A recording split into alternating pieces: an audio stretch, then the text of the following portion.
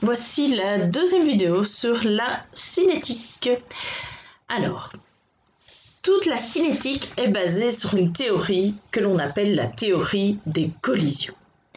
Les molécules doivent entrer en collision pour réagir. Ça nous semble évident, mais pour qu'il y ait une réaction, il faut absolument que les molécules rentrent en collision. Alors, rentrer en collision, c'est pas simplement une bête rencontre, il faut vraiment qu'elles rentrent l'une dans l'autre avec une certaine énergie. Alors, il y a 3 conditions indispensables pour qu'il y ait réaction. Il faut que les réactifs se rencontrent. Ça semble assez logique. Si les réactifs sont séparés et ne peuvent pas se rencontrer, forcément, ils ne peuvent pas réagir. Il faut que les réactifs soient bien orientés les uns par rapport aux autres. Donc un peu comme un puzzle, comme les pièces d'un puzzle, si vous essayez d'accrocher 2 pièces d'un puzzle et que vous les orientez mal l'une par rapport à l'autre, vous ne pourrez pas les accrocher. C'est exactement la même chose avec les molécules. Les molécules, pour réagir, doivent être bien orientées. Alors je vous propose l'exemple suivant. Voici la réaction. Une molécule d'ammoniac, NH3, réagit avec une molécule d'acide chlorhydrique, HCl, pour fabriquer du chlorure d'ammonium, NH4Cl. Alors, dans cette réaction, que vous étudierez l'année prochaine, le N, l'azote de l'ammoniac, va réagir et accrocher le H de l'acide chlorhydrique. Donc, il faut que le N de l'ammoniac soit bien orienté pour accrocher le H de l'acide chlorhydrique. Alors, le premier exemple ici au-dessus, vous avez 2 molécules d'ammoniac. La réaction ne fonctionne évidemment pas. Entre 2 réactifs identiques, cela ne fonctionne pas. Il faut des réactifs différents, évidemment, pour avoir une réaction dans ce type de réaction. Donc, 2 molécules de NH3 vont se cogner, mais ce sera un choc inefficace, il n'y aura pas de réaction.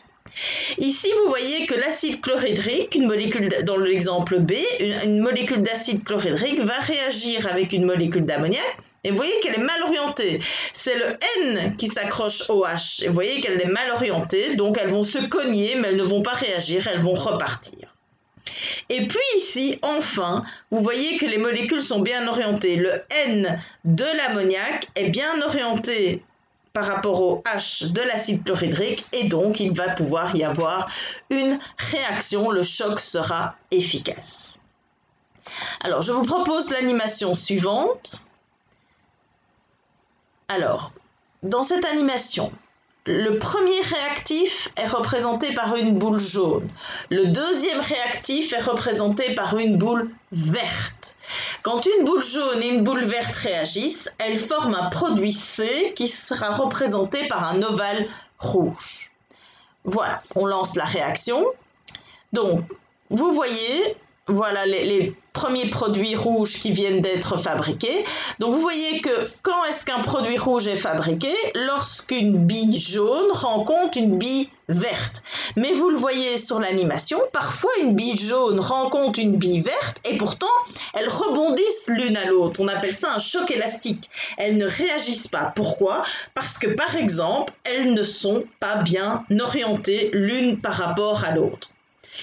Une autre raison que nous allons voir maintenant, elles ne réagissent parfois pas parce qu'elles n'ont pas assez d'énergie pour se rentrer l'une dans l'autre. Il faut vraiment qu'il y ait collision.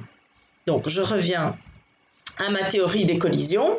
Donc, on l'a dit, pour qu'il y ait réaction, il faut que les réactifs se rencontrent, il faut qu'ils soient bien orientés, mais il faut aussi que les collisions soient efficaces. Il faut vraiment que les réactifs se rentrent l'un dans l'autre, qu'il y ait vraiment une collision.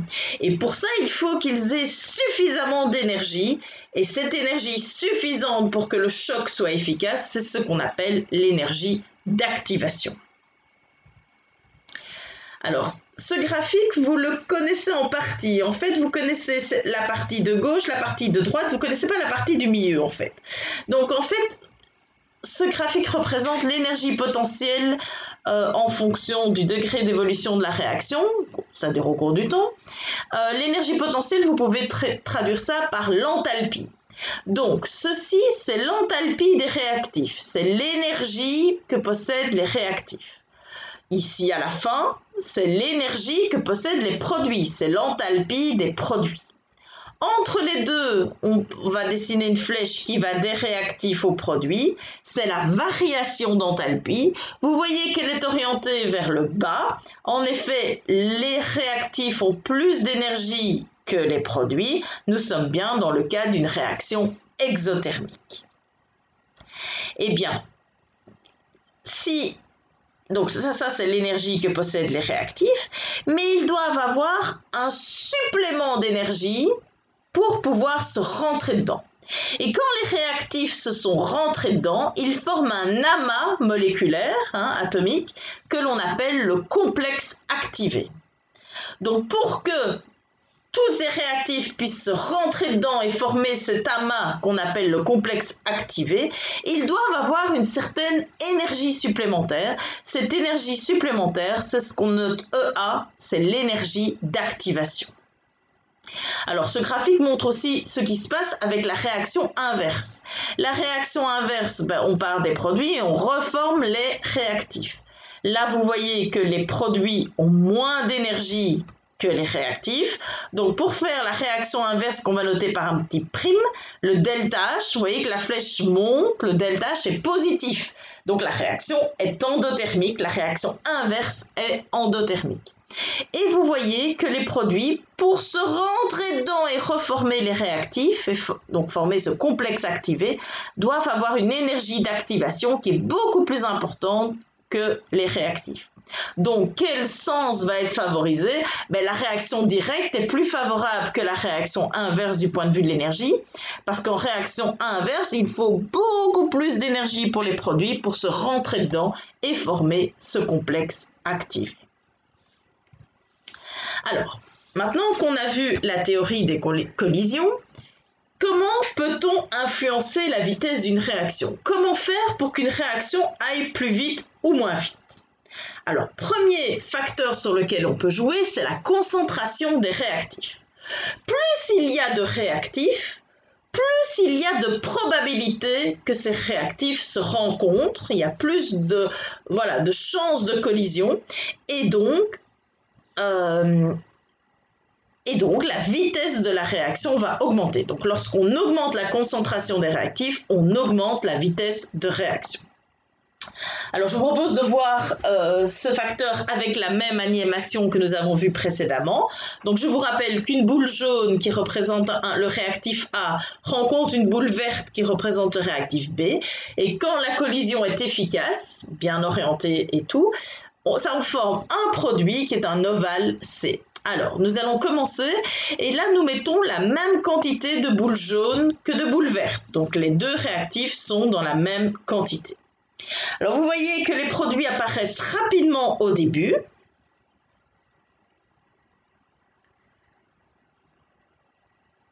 Et puis, vous voyez petit à petit que pour les derniers produits, il faut attendre. Ça met plus de temps. Alors, pourquoi la réaction est moins rapide au départ?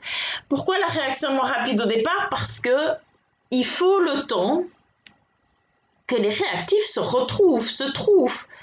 Voilà. Et donc, vous voyez qu'au départ, la réaction est très rapide. Et puis, petit à petit, pour que les dernières molécules réagissent, ça met du temps.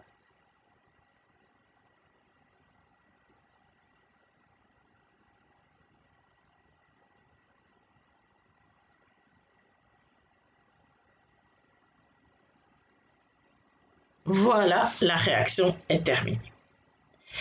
Alors maintenant, on va faire la même chose, mais on va mettre 3 fois plus de réactifs verts par rapport aux boules jaunes. Allons-y. Et vous voyez que les réactifs jaunes ont plus de chances de rencontrer des réactifs verts, puisqu'il y en a beaucoup plus. Et donc, la vitesse de réaction est beaucoup plus... Voilà, c'est fini. La réaction est beaucoup plus rapide lorsqu'on augmente la quantité de réactifs. Alors, c'est la même chose que l'analogie avec un parking. Donc, imaginez un parking avec 2 voitures. il y a moins de risque de collision quand il y a deux voitures que quand le parking est blindé et il y a plein de voitures. Donc, qu'est-ce qu'on a vu? On a vu que lorsqu'on augmente la concentration des réactifs, on augmente le risque de probabilité et donc de collision, on augmente le risque de collision et donc la vitesse de réaction augmente. On a aussi vu qu'au début d'une réaction, la vitesse est élevée et puis petit à petit, elle est plus lente.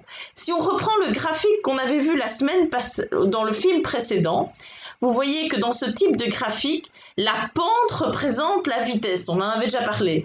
Et donc ici, la pente représente la vitesse et vous voyez qu'au début, la pente, elle est très pentue et puis c'est de moins en moins pentu. Pareil ici, c'est très pentu au départ, la vitesse est très grande au départ et puis la vitesse est de moins en moins grande, la pente devient de plus en plus petite. Alors, deuxième facteur qui influence la vitesse d'une réaction, c'est la température. Plus la température est élevée, plus les molécules sont agitées. Rappelez-vous, un corps chaud est un corps qui présente des molécules qui sont beaucoup plus agitées. Et donc, si les molécules sont plus agitées, il y a plus de probabilité d'avoir des collisions. Et en plus, ces molécules, comme elles sont plus agitées, elles ont plus d'énergie. Et donc, les chocs sont plus efficaces. Alors, je vous propose de nouveau l'animation. Alors, on va la faire à faible température. Voilà l'animation à faible température. Donc là aussi, on voit que les premiers produits sont apparus très vite. Et puis, les autres apparaissent, mais avec une vitesse d'apparition qui est un petit peu moindre. Et les derniers, ça sera encore plus lent.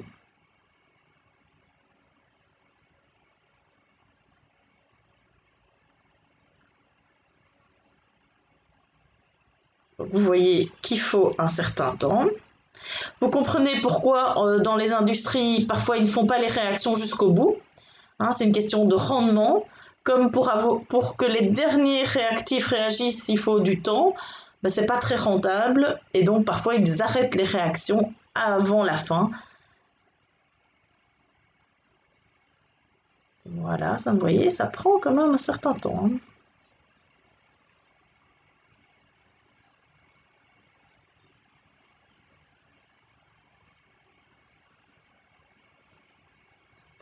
Alors parfois une boule verte rencontre une boule jaune et pourtant elles ne réagissent pas, elles subissent un choc élastique. Pourquoi? Soit elles n'ont pas assez d'énergie, soit elles sont mal orientées l'une par rapport à l'autre.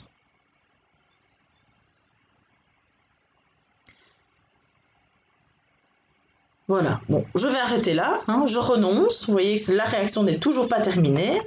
Et cette fois-ci, j'augmente la température. On est parti, on y va? Même réaction, mais cette fois-ci à température plus élevée. Vous voyez que les molécules sont beaucoup plus agitées. Et donc, voilà, la réaction est terminée. Les molécules sont beaucoup plus agitées, donc elles ont plus d'énergie et à la fois plus de chances de se rencontrer.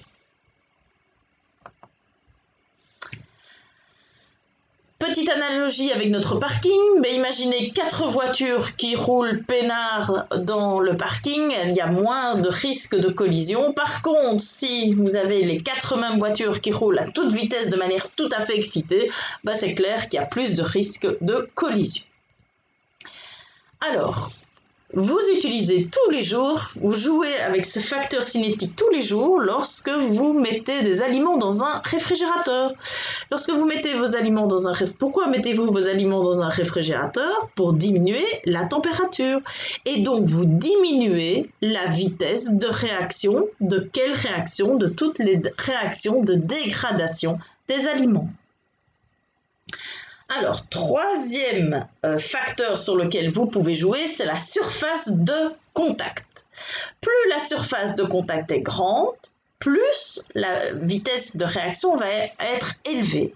Alors, premier exemple, vous pouvez faire l'expérience chez vous. Vous prenez un morceau de sucre que vous dissolvez dans un certain volume d'eau. Vous prenez la même quantité de sucre, donc vous pesez la même quantité de sucre, mais cette fois-ci en sucre fin, et vous la faites dissoudre aussi dans un autre verre avec la même quantité d'eau. Eh bien, vous verrez que le sucre qui a été broyé, le sucre fin, va se dissoudre plus vite que le sucre en cube. Pourquoi ? Parce que lorsque vous mettez un cube dans de l'eau, c'est d'abord les molécules qui sont à la surface du cube qui vont se dissoudre. Et puis quand celles-là seront parties, hop, on va attaquer la couche suivante et ainsi de suite. Donc il faut un certain temps pour attaquer entre guillemets et dissoudre le cube face par face. Par contre, du sucre fin, du sucre en petits morceaux, chaque petit morceau présente une surface tout autour. Et donc, tous ces petits morceaux mis ensemble font une surface beaucoup plus importante que le cube. Un autre exemple, lorsque vous faites un feu, vous pouvez soit brûler une grosse bûche, mais ça risque de brûler très très longtemps, ou alors on fendit les bûches pour augmenter la vitesse de réaction. Donc, plus la surface de contact sera grande, plus la probabilité de collision va augmenter. Et donc, on va essayer au laboratoire de broyer les réactifs. On va mélanger, le nombre de fois dans les modes opératoires qu'on vous demande de mélanger, eh bien, en mélangeant les réactifs, on augmente la surface de contact. Ou parfois, on va mettre les réactifs en solution. Parce qu'un solide, des molécules qui sont sous forme solide, auront moins de mobilité que quand elles sont mises en solution, dissoutes dans l'eau. Là, elles sont beaucoup plus mobiles et donc la surface de contact est plus grande. Quatrième et dernier facteur qui va influencer la réaction, la vitesse de réaction, c'est l'utilisation d'un catalyseur. Alors, il existe deux grands types de catalyseurs, les catalyseurs positifs appelés aussi activateurs et les catalyseurs négatifs appelés inhibiteurs. Alors, un catalyseur activateur va augmenter la vitesse de réaction. Un catalyseur inhibiteur, c'est plus rare, va diminuer la vitesse de réaction. Et comment vont-ils agir ces catalyseurs? Ils vont agir en jouant sur l'énergie d'activation. Alors ceci, c'est le graphique que nous avions vu dans la vidéo précédente, non, dans cette vidéo-ci, pardon. Et vous voyez, ça c'est l'énergie que possèdent les réactifs, ceci c'est l'énergie que possèdent les produits. Et vous voyez que les réactifs doivent avoir une certaine énergie supplémentaire pour se rentrer dedans et former ici cet amas de molécules qu'on appelle le complexe activé. Eh bien, le catalyseur va agir en diminuant l'énergie d'activation. Donc en bleu, vous avez la réaction sans catalyseur, en rouge, vous avez la réaction avec catalyseur. Donc il y a plus de molécules qui pourront réagir puisqu'il faut moins d'énergie pour atteindre cet état de transition.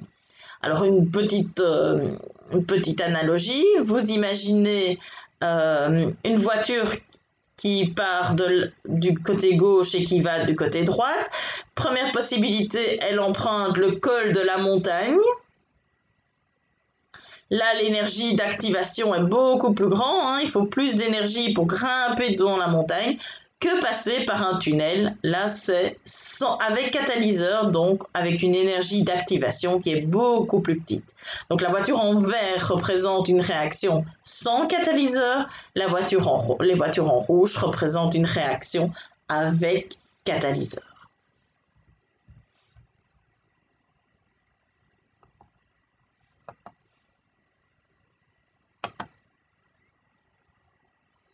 Alors voici un exemple de catalyse. Je vais couper le son, voilà. Donc ceci c'est du platine et le platine donc sera utilisé comme catalyseur.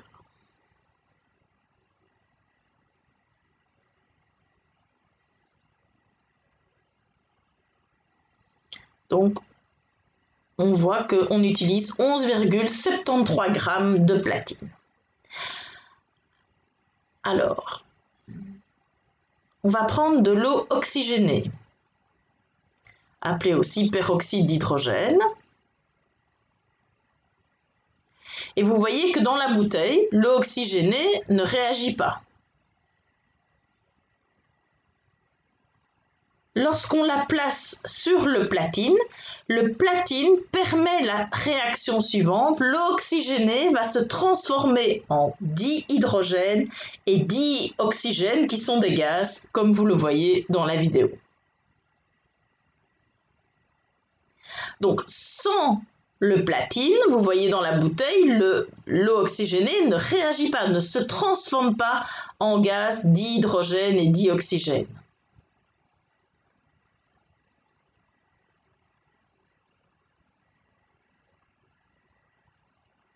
Alors, on a déposé la réaction dans de l'eau froide et vous voyez que quand on a diminué la température, la réaction s'est calmée, la vitesse de réaction a diminué.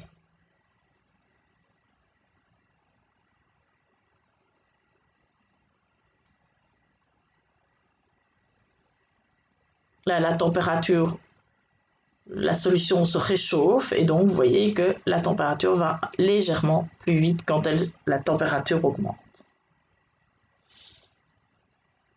Alors vous voyez, le platine, il n'a pas l'air d'avoir changé, hein, il a toujours la même forme. Le platine, le catalyseur, n'est pas modifié lors de la réaction et si on pèse, on voit que le platine n'a absolument pas changé. C'est exactement le même. Il a la même forme, la même masse. Le catalyseur n'est pas influencé par la réaction.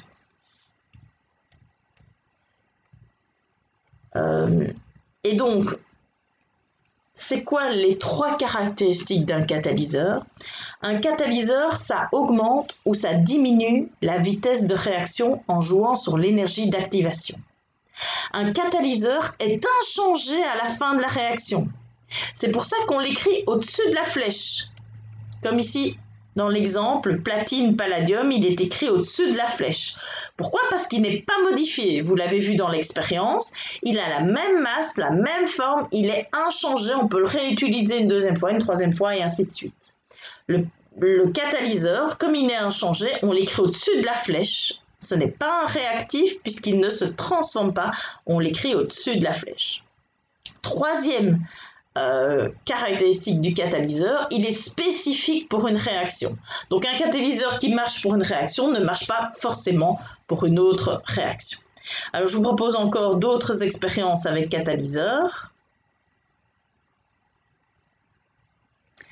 Donc ici, on va brûler du dihydrogène. Donc on fait la réaction du dihydrogène avec l'oxygène, le dioxygène. En l'air, c'est-à-dire en présence d'oxygène, il ne se passe aucune réaction. Mais on peut observer ici ce qui se passe si on envoie directement l'hydrogène sur une petite plaque de platine. Alors, la réaction est tellement rapide que la chaleur qui est dégagée par cette réaction-là amène le platine à une température extrêmement élevée. Alors, on va essayer de comprendre ici pourquoi cette réaction-là se fait en présence de platine, mais ne se fait pas si le platine n'est pas présent. On va observer ici une collision entre deux molécules. Alors, c'est une molécule d'oxygène et une molécule d'hydrogène, mais qui se rencontrent tout simplement au hasard, c'est-à-dire qu'il n'y a rien de fixé ici. La position de l'oxygène n'est pas fixée, la position de l'hydrogène n'est pas fixée, et on voit que quand ils se rencontrent, la collision n'entraîne pas la formation de produits. Le produit, évidemment, qui pourrait être formé ici, c'est la molécule de H2O, parce que O2 avec H2 nous donne donc la molécule de H2O. Maintenant, la raison pour laquelle il n'y a pas de réaction, c'est entre autres parce qu'il n'y a peut-être pas assez d'énergie, mais aussi parce que les molécules ne se frappent pas de la bonne façon. Alors, l'angle avec lequel les molécules se frappent n'est pas approprié. Donc, la collision est simplement élastique ici. Donc, ce qu'on peut voir au départ ici, c'est la surface de notre catalyseur. Maintenant, c'est la surface sur laquelle va pouvoir se produire la réaction. Alors, la surface qu'on voit ici, ça serait, par exemple, la surface d'un métal. Un métal comme le platine, là, qui va catalyser plusieurs réactions. Alors, on voit ici la surface, et même les atomes qui composent là, cette surface-là. Alors, c'est ces atomes-là qui vont fournir un point d'ancrage pour certaines molécules, pour aider la réaction à se faire. On l'a déjà dit, si une substance agit comme catalyseur, il ne faut pas que cette substance-là soit altérée si on compare là, le début et la fin de la réaction. Alors, si on observe ici ce qui arrive, vous avez la molécule de O2 qui vient frapper le catalyseur. Donc, en frappant le catalyseur, il y a un processus qu'on appelle l'adsorption. Alors, ce n'est pas absorption, mais c'est bien adsorption avec un D. Alors, les molécules d'oxygène se trouvent à se séparer à cause de la faible liaison là, qui se fait avec le catalyseur. Donc, par la suite, ce qui arrive, si on observe, la molécule d'hydrogène vient frapper notre atome d'oxygène. La molécule d'hydrogène se brise donc ici facilement lorsqu'elle entre en contact là, avec l'oxygène, parce que notre oxygène est fixé au catalyseur et à ce moment-là, la molécule d'eau qui a été formée peut être libérée et à ce moment-là, le processus est complété. Évidemment, on a notre autre atome d'oxygène qui est à côté et celui-là va pouvoir subir le même processus là, un petit peu plus tard. Alors, on peut voir ici le graphique qui représente la réaction catalytique. Alors, donc ça, on se trouve puisque du atome d'oxygène qui est à côté. Voilà, on va s'arrêter là. Voilà. Alors, un autre exemple de catalyse.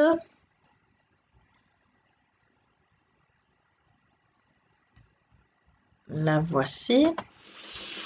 Préparation de l'oxygène à partir du peroxyde d'hydrogène.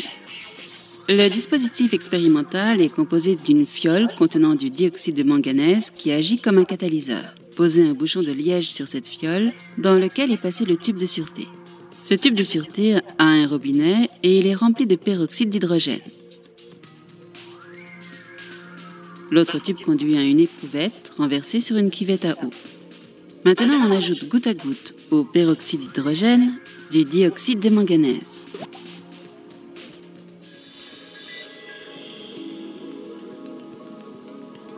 Deux molécules de peroxyde d'hydrogène en présence d'un catalyseur de dioxyde de manganèse se décomposent en deux molécules d'eau et libèrent une molécule de dioxygène.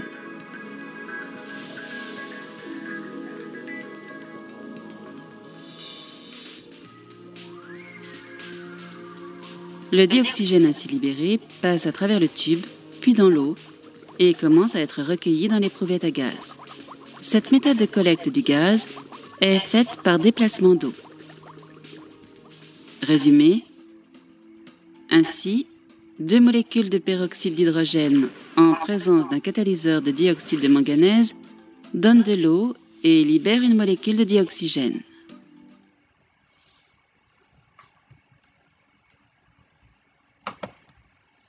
Voilà. Et alors, une dernière vidéo. On va couper le son. Voilà.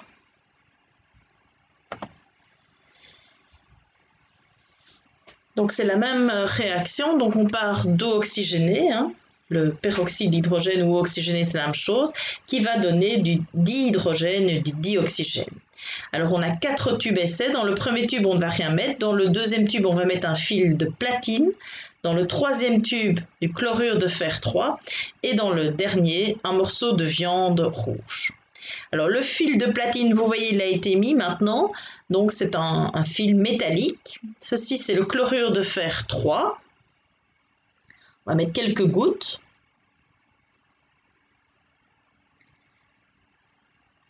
Et dans le dernier tube, un petit morceau de viande rouge. Vous pouvez aussi mettre un radis, ça fonctionne très bien.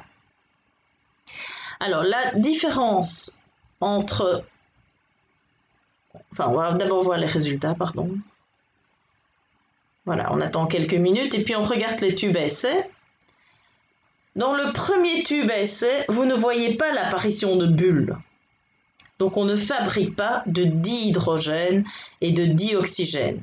il ne s'est rien passé. Sans catalyseur, la réaction est tellement lente qu'en fait, on ne voit rien du tout. Ici, vous voyez l'apparition de petites bulles. Donc, la réaction 1 fonctionnait un peu. Avec le chlorure d'hydrogène 3, la réaction fonctionne très bien. Et vous voyez aussi l'apparition de bulles avec la viande rouge. Pourquoi la viande rouge contient des enzymes qui sont des catalyseurs naturels. Donc, si on résume nos observations,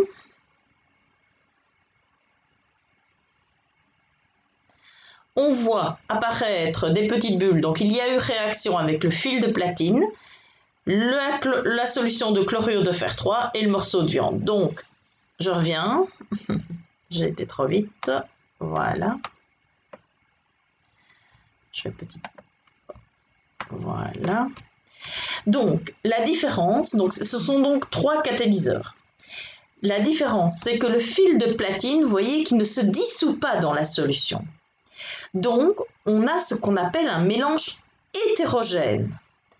Le fil de platine est solide et il est mis dans la solution aqueuse, donc on a un mélange hétérogène. On va parler de catalyseur hétérogène. Par contre, la solution de chlorure de fer 3, qui est aussi un catalyseur, vous l'avez vu, elle se dissout complètement, elle se mélange parfaitement à la solution de départ. La solution d'eau oxygénée, c'est un catalyseur homogène qui fabrique, qui va donner un mélange homogène entre le catalyseur et la solution. Le morceau de viande rouge, lui aussi, elle sera un catalyseur hétérogène.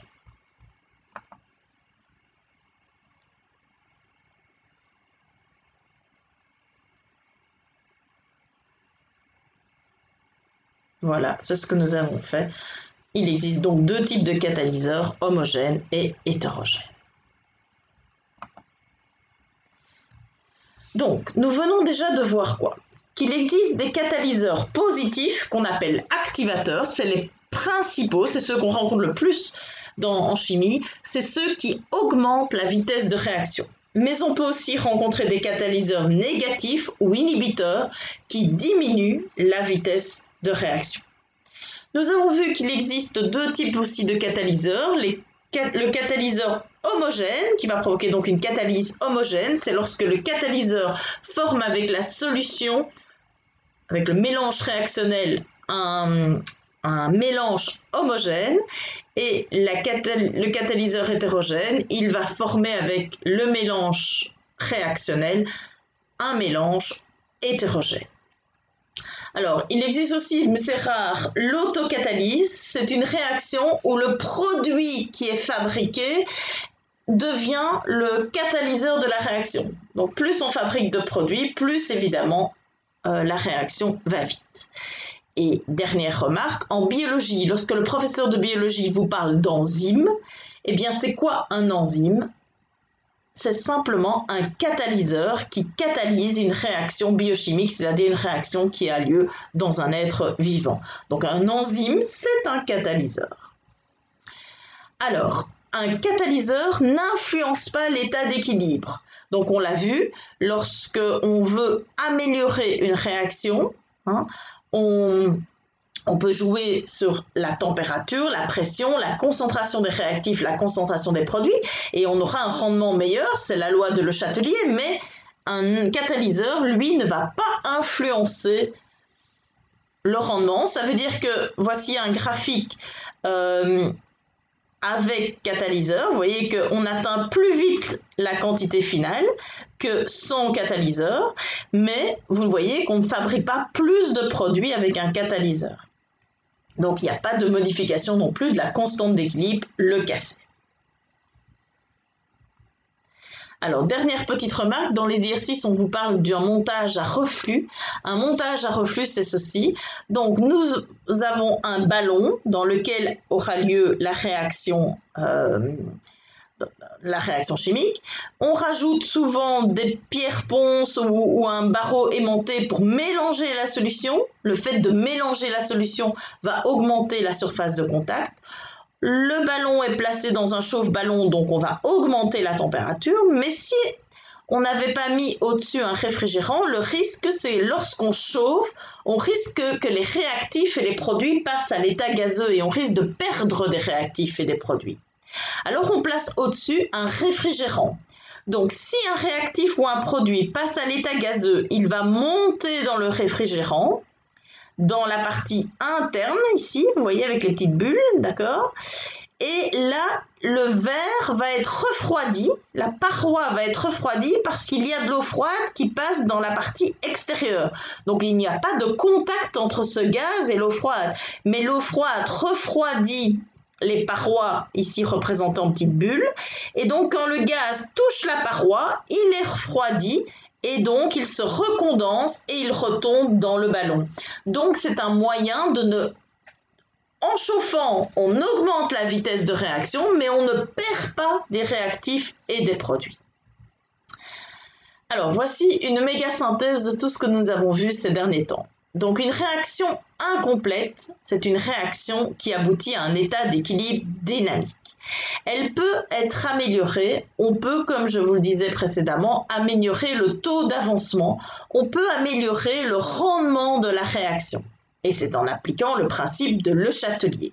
C'est ce qu'on a vu précédemment. On va donc jouer sur la température, la concentration des réactifs, la concentration des produits et la pression. Mais on peut aussi augmenter une réaction en augmentant la vitesse de réaction. Alors on ne va pas fabriquer plus de produits, mais on obtiendra ces produits plus vite. C'est ce qu'on appelle la théorie des collisions.